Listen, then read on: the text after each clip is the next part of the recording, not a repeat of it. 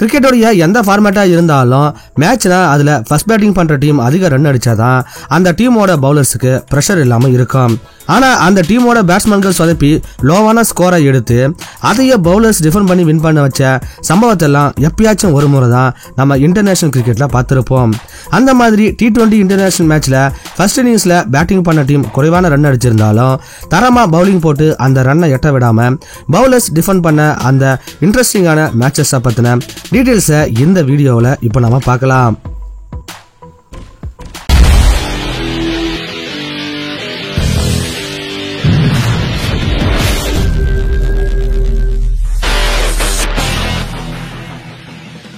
வணக்கம், நான் ஆர்ஜே பாலாஜி. இந்த சேனலுக்கு நீங்க சப்ஸ்கிரைப் பண்ணுங்க, லைக் பண்ணுங்க, ஷேர் பண்ணுங்க. Thank you so much. வாழ்த்துக்கள்.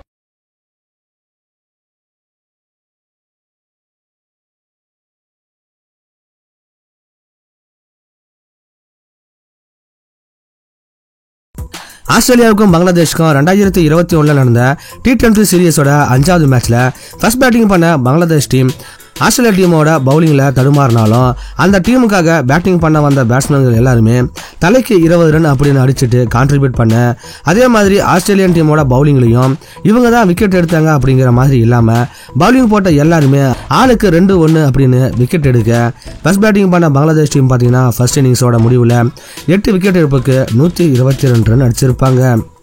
123 ரன்ல ஒரு பிலோ ஆவரேஜ் டோட்டல் அப்படிங்கிறதுனால எப்படியும் ஆஸ்திரேலியா டீம் தான் வின் பண்ணும் அப்படிங்கிற மாதிரி பங்களாதேஷ் பிளேயர்ஸ் ஆட்டத்தில் நம்பிக்கை இல்லாம தான் இருந்திருப்பாங்க.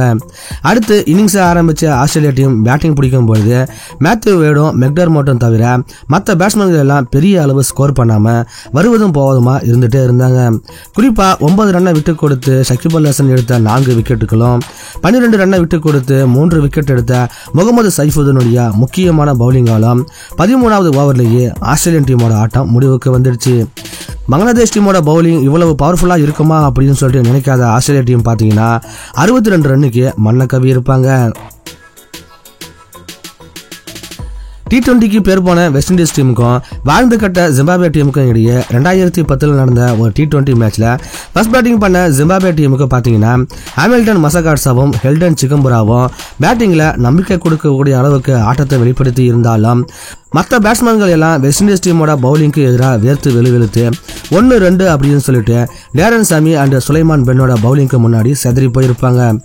சிறப்பா பவுலிங்ல சம்பவம் பண்ண சமி 5 விக்கெட்டையும் சுலைமான் பென் 4 விக்கெட்டுகளையும் காலி பண்ண ஒட்டுமொத்த ஜிம்பாப்வே டீமும் பாத்தீங்கன்னா ஒரு பந்து மிச்சம் இருக்கும்போது 105 ரன்னுக்கு ஆல் அவுட் ஆகியிருப்பாங்க. பவர் ஹிட்டிங் என்ற பேருக்கு ஏற்ற மாதிரி 10 பொருத்தமும் பக்காவா பொருந்தக்கூடிய வெஸ்ட் இண்டீஸ் டீம் எப்படியும் இந்த ஸ்கோரை 10 ஓவருக்குள்ளவே அடிச்சிடுவாங்க அப்படின்னு சொல்லிட்டு எல்லாரும் நினைச்சிட்டு இருக்கும் போதுதான் வெறித்தனமான வெஸ்ட் இண்டீஸ் பேட்ஸ்மேன்களுக்கு வேர்க்க வைக்கிற மாதிரியான ஒரு சம்பவத்தை பவுலிங்ல பண்ண ஆரம்பிச்சாங்க ஜிம்பாப்வே டீம்.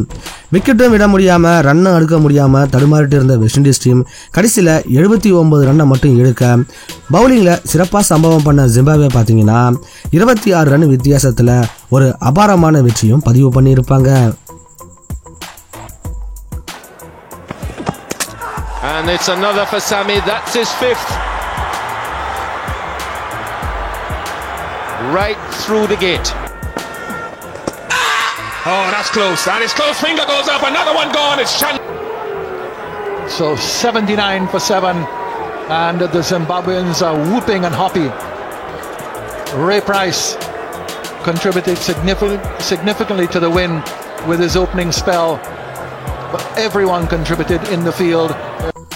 2014 நடந்த T20 வேர்ல்ட் கப் உடைய செமிஃபைனல்ல ஸ்ரீலங்காவுக்கும் நியூசிலாந்துக்கும் இடையே நடந்த அந்த மேட்ச்ல பாத்தீங்கன்னா ஃபர்ஸ்ட் பேட்டிங் பண்ண ஸ்ரீலங்கன் டீம் பாத்தீங்கன்னா நியூசிலாந்து டீமோட முரட்டத்தனமான பவுலிங்க்கு எதிராக கொஞ்சம் தடுமாறி தான் ரன் எடுப்பாங்க. குறிப்பா Trent Boult, Mitchell McClenaghan and Jimmy நிஷம்னு 3 பேரும் பால்ல பயங்கர மூவ்மெண்ட்டை காட்ட எப்படியோ முக்கி முதல் இன்னிங்ஸ்ல 119 ரன் அடிச்சிருப்பாங்க ஸ்ரீலங்கா. அதுக்கப்புறமா எங்க நாடு நியூசி, எங்களுக்கு இந்த ரன் எல்லாம் ஈஸி அப்படின்னு சொல்லிட்டு பேட்டிங் பண்ண வந்த இவங்க பாத்தீங்கன்னா இன்னைக்கும் நாளைக்கும் சொல்லிட்டு ரிட்டையர்ட் ஆக காத்துக்கிட்டு இருந்த ரங்கனா எராத்தோடைய சுழல்ல சிக்கி வரவங்க போறவங்க எல்லாம் சுருண்டு விழ ஆரம்பிச்சாங்க. 3 ஓவர் போட்ட ரங்கனா எராத்து 3 ரன்னை மட்டுமே விட்டு கொடுத்து 5 விக்கெட்டை எடுத்து ஆட்டத்தையே திருப்பி போட்டிருப்பாரு. ஸ்ரீலங்கன் பவுலிங்னால சின்ன பின்னமான நியூசிலாந்து டீம்ல சிங்கம் மாதிரி கேன் வில்லியம்சன் மட்டும் கெத்தா நின்று ஆடிட்டு இருப்பாரு. இருந்தாலும் 60 ரன்னுக்கு எல்லாரும் ஆல் அவுட் ஆக 42 ரன் எடுத்த கேன் வில்லியம்சன் மட்டும் தனித்துவமா தெரிஞ்சிருப்பாரு.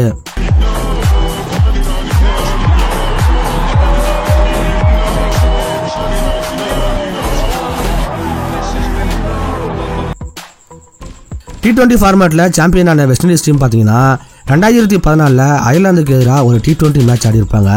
ஃபர்ஸ்ட் பேட்டிங் பண்ண வெஸ்ட் இண்டீஸ் டீம் பாத்தீங்கன்னா அயர்லாந்து பவுலர்ஸ் தானே அப்படிங்கிற மாதிரி அசால்ட்டா பேட்டிங் பண்ணிட்டு இருக்கும்போது பவுலிங்ல அவங்கள பயங்கரமா அலற விட்டு சம்பவம் பண்ணியிருப்பாங்க அயர்லாந்து பவுலர்ஸ். குறிப்பா அலெக்ஸ் குசாக் அப்படிங்கிற பவுலர் பாத்தீங்கன்னா வெஸ்ட் இண்டீஸ் பேட்ஸ்மேன்களுக்கு எதிராக வெறியோட பவுலிங் போட்டு 11 ரன்னை விட்டு கொடுத்து 4 விக்கெட் எடுக்க 96 ரன்னுக்கு முடிவுக்கு வந்திருக்கும் முதல் இன்னிங்ஸோட டோட்டலு. T20 பொறுத்த அளவுக்கு 96 அப்படிங்கிற ஸ்கோரை டிபெண்ட் பண்றது கஷ்டம்னாலும் பேட்டிங்ல கோட்டா விட்ட வெஸ்ட் இண்டீஸோ அயர்லாந்து பேட்ஸ்மேன்ஸை அலற விடுற மாதிரி அட்டகாசமான ஒரு பவுலிங்கை போட்டிருப்பாங்க. குறிப்பா டேரன் சமி 3 விக்கெட் எடுக்க பிராவோ அண்ட் சுனில் நரேன் இவங்கெல்லாம் பாத்தீங்கன்னா கனக்கச்சிதமா ரன் விட்டு கொடுக்காம பவுலிங்கை போட அதன் மூலமா 96 அப்படிங்கிற ரன்னையை எங்களால டிபெண்ட் பண்ண முடியுங்கடா அப்படிங்கிற மாதிரி 85 ரன்ல அயர்லாந்தோட ஆட்டத்தை அடக்கி பவுலிங்ல வெறித்தனத்தை காட்டி இருப்பாங்க வெஸ்ட் இண்டீஸ்காரங்க. இந்தியாவில் நடந்த 2016 T20 வேர்ல்ட் கப்ல பாத்தீங்கன்னா முதல் மேட்ச்லேயே இந்தியா நியூசிலாந்துக்கு எதிராக விளையாடினாங்க. அந்த மேட்சை பொறுத்த வரைக்கும் ஃபர்ஸ்ட் பேட்டிங் பண்ண நியூசிலாந்து டீம் பாத்தீங்கன்னா இந்தியன் பவுலர்ஸ்க்கு எதிராக ரன் எடுக்க முடியாம பயங்கரமா கஷ்டப்பட்டாங்க. பெரிய பெரிய ஹிட்டர்ஸ் இருந்த அந்த டீம்ல கோரி ஆண்டர்சனும் லூக் ரான்சியும் ஓரளவு பேட்டிங் பண்ண மற்ற பேட்ஸ்மேன்ஸ் எல்லாம் இந்தியன் டீமோட பவுலிங்கை ஆட முடியாம சிங்கிள் டிஜிட்ல அவுட் ஆக 20 ஓவரோட முடிவுல 7 விக்கெட் இழந்த நியூசிலாந்து டீம் பாத்தீங்கன்னா 127 ரன் எடுத்திருப்பாங்க. இந்தியன் டீமோட பவுலிங்கை பொறுத்த வரைக்கும் ஹர்திக் பாண்டியாவை தவிர பவுலிங் போட்ட மற்ற அத்தனை பேருமே விக்கெட் எடுத்திருப்பாங்க. வேர்ல்ட் கப் மாதிரி ஒரு முக்கியமான சீரீஸ்ல அதுவும் நியூசிலாந்து மாதிரி ஒரு டீமை குறைஞ்ச ரன்னுக்கு சுருட்டதுனால இந்தியன் ஃபேன்ஸ் எல்லாம் இந்த மேட்ச்ல எப்படியாவது ஈஸியா ஜெயிச்சிடலாம் அப்படிங்கிற மாதிரி பயங்கரமா ஹாப்பியா இருந்துட்டு இருப்பாங்க.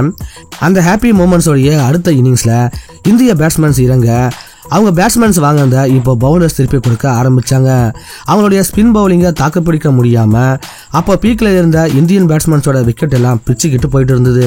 சேட்னர் 4 விக்கெட், ஈஸ்வதி 3 விக்கெட்னு வச்சு செய்ய 127 அப்படிங்கிற டார்கெட்டை நோக்கி கிளம்புறாங்க இந்தியன் டீம். மொத்தமா 79 ரன்னுக்கு ஆல் அவுட் ஆகி 47 ரன் வித்தியாசத்துல தோல்வியும் தழுவி இருப்பாங்க. இந்தியன் பவுலிங்கை பார்த்து சந்தோஷப்பட்ட இந்தியன் ஃபேன்ஸுக்கு இந்தியன் டீமோட பேட்டிங்கை பார்த்ததும் வருத்தம் மட்டும்தான் மிஞ்சி இருந்தது. And